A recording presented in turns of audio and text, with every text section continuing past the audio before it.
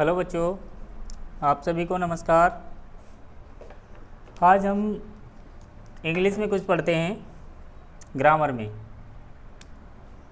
उसमें दिया है एडवर्ब रिमूव टू। जो टू होता है TOO, इसको एडवर्ब के रूप में जानते हैं और इसे हम कैसे हटाते हैं, कैसे इसे रिमूव करते हैं, तो उसके बारे में हम पूरी जानकारी आपको देते हैं। देखिए, किसी वाक्य के माध्यम से हम समझ लेते हैं। पहला इन्होंने कह रखा है he is too busy.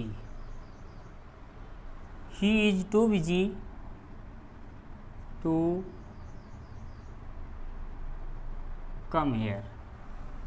Bracket में कह रखेगा, इसके कई नाम होते हैं। रिमूव टू, कभी तो कहेगा रिमूव टू हटाइए, कभी कहेगा निगेटिव, तो कभी कहेगा सिंपल।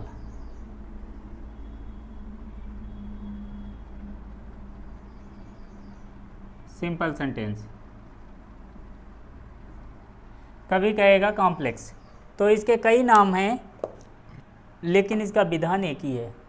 चेंज करने का तरीका इसका एक ही है। तो हम सभी लोग देखते हैं इसे कैसे बदलते हैं।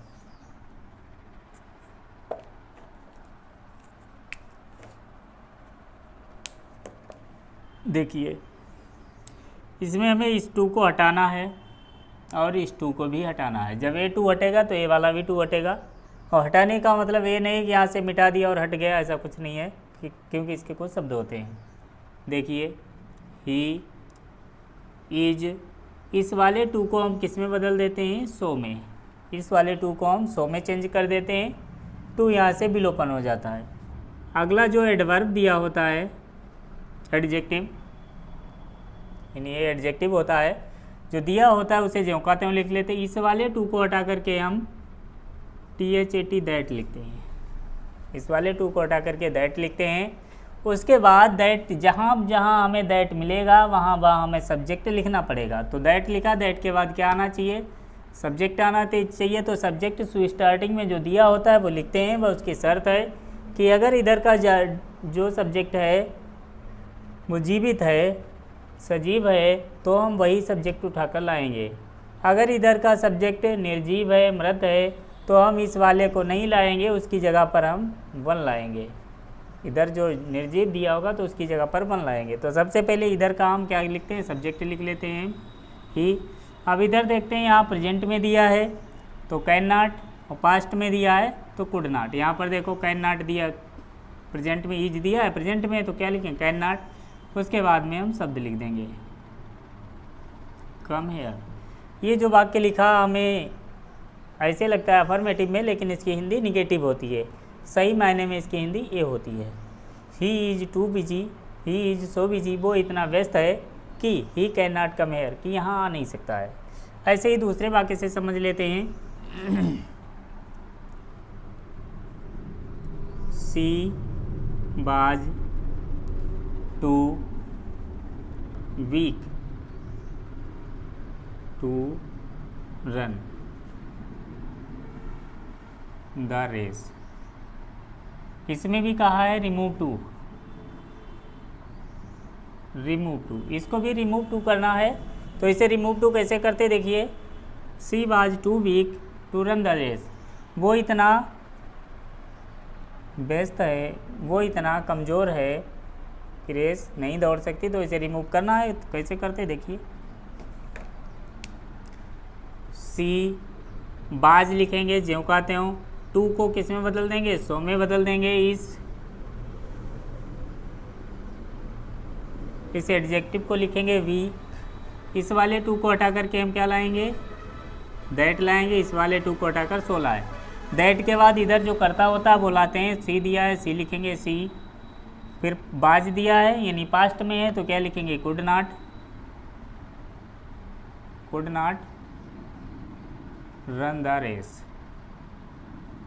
अगर यहाँ पर इजाराम दिया होता है या प्रेजेंट में दिया होता तो हम यहाँ पर कैन नॉट लाते हैं। यहाँ पर पास्ट में दिया तो इसलिए कुड नॉट लाए।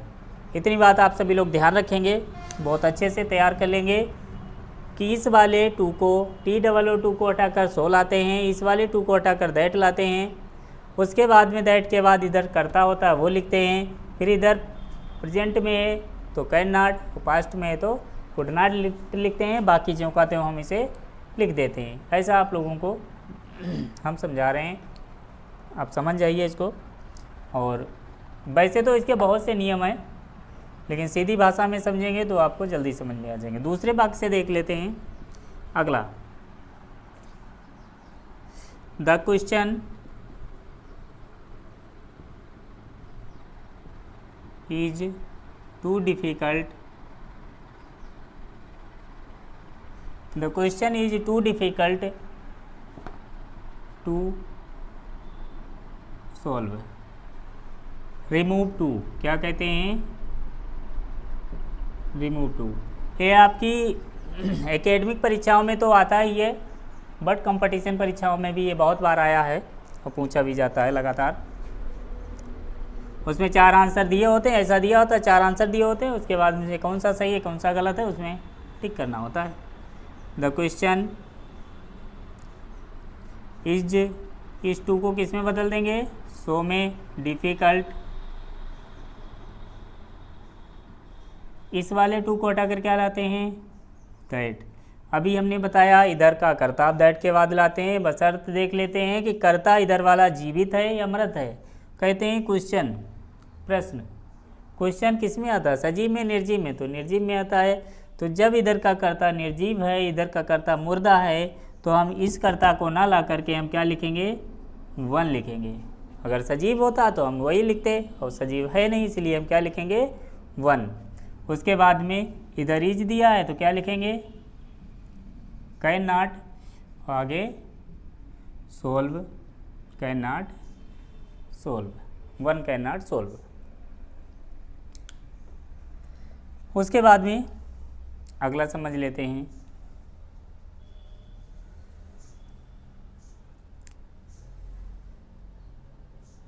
The tree is too high, tree is too high to climb it. Remove too क्या करना है? रिमूव टू, रिमूव टू में वही विधि हमें लगानी है। क्या करेंगे? द ट्री इज, टू को सो में, हाई, इस टू को हटा करके दैट, इधर का कर्ता लाएंगे, पहले देख लेंगे ट्री पेड़ जीवित है मृत है। वैसे तो पेड़ जीवित बताया जाता है, वो होता भी है क्योंकि जीवित है नहीं तो वृद्धि कैसे करता है, बट अंग्रेजी में इसे निर्जीव मानते हैं। जो अपनी वाणी की दृष्टि से महत्वपूर्ण स्थान नहीं रखते हैं वो इंग्लिश में सभी मुर्दा माने जाते हैं। तो पेड़ बोल तो नहीं सकता है, इसीलिए अंग्रेजी में इसे हम निर्जीव में मानते हैं। तो ये पेड़ निर्जीव है तो क्या लिखेंगे? 1। फिर क्या लिखेंगे? Can not climb it. ये बात आप लोगों को समझ में आई होगी, और आगे भी देख लेते हैं इससे संबंधित।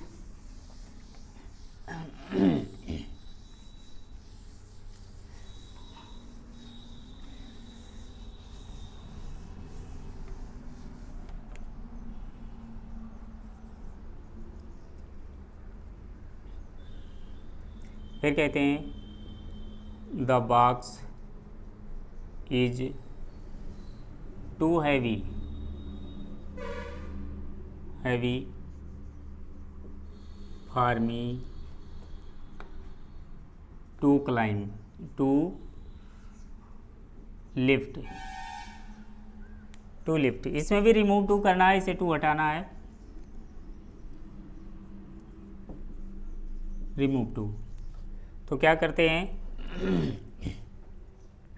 अगला नंबर देख लेते हैं इसे। द बॉक्स इज, टू को किस में बदल देंगे? सो में, हैवी। अब देखिए अगर दिया है for me for us, for them. तो फॉर देम दिया है तो किस में बदल देंगे, दे में। अस दिया है तो बी में, और मी दिया है तो आई में।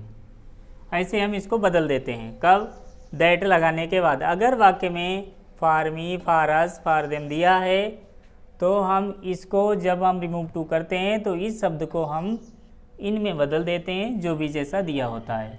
तो यहाँ पर हम इस वाले पहले टू को हटाएंगे, इसको बाद में लाएंगे। टू को हटाकर क्या लिखेंगे, दैट। दैट के बाद हम इसको मी को किस में बदल देंगे, आई में। फिर इज दिया है तो किस में लिखेंगे, कैन नॉट और लिफ्ट। इस बात को ध्यान रखेंगे कि अगर वाक्य के अंदर for me, for them, for us दिया है तो जब हम इसे रिमूव करेंगे तो इन शब्दों को उसी के भावार्थ के आधार पर सब्जेक्ट में उसे हम चेंज कर देंगे। नई बात है, समझ लीजिए। अगला देखते हैं, he is too hungry. He is too hungry, इसमें कहता है रिमूव टू। इसमें रिमूव टू करना है तो रिमूव टू क्या करना है इसमें देखिए।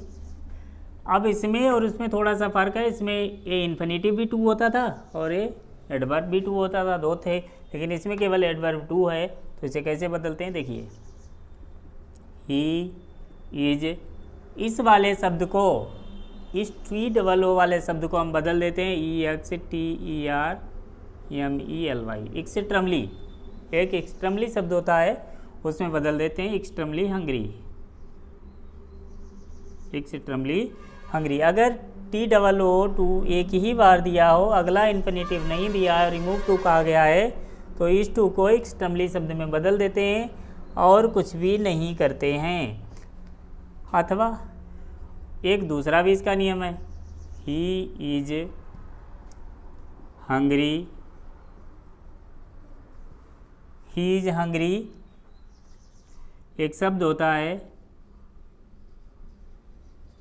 Beyond, be by, beyond the proper limit, beyond the proper limit. अगर हम इसको हटाते हैं तो या तो ये शब्द लाएंगे, अगर ये नहीं लाते हैं तो हम क्या लाएंगे, बियॉन्ड द प्रॉपर लिमिट। बशर्त है कि हंग्री शब्द यानी एडजेक्टिव लिखने के बाद ही हम उसको लिखते हैं। इसमें क्या, पहले उसी के स्थान पर लिख देते हैं, इसमें क्या करते हैं, इसको बाद में लिखते हैं जा कर के। बस ये इसका नियम है। समझ में आया होगा। एक वाक्य और देख लेते हैं, लास्ट वाला।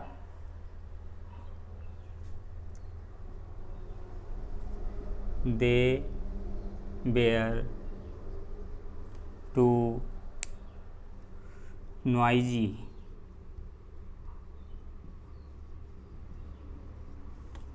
Noisy, they are too noisy. यहाँ पर क्या करते हैं, रिमूव टू करते हैं तो क्या लिखेंगे, दे बेयर। इस टू को किस में बदल देते हैं, एक्सट्रीमली में, एक्सट्रीमली, यस भाई, एक्सट्रीमली नॉइज। उम्मीद है कि ये वीडियो आपको समझ में आया होगा। अगर समझ में आया हो तो इस पर चैनल पर पड़े हुए वीडियो को देखने के लिए हम इसे सब्सक्राइब कर लेंगे, तो जो भी हम वीडियो डालेंगे वो आपको मिल जाएंगे इसके। आज के वीडियो में बस इतना ही। Thank you.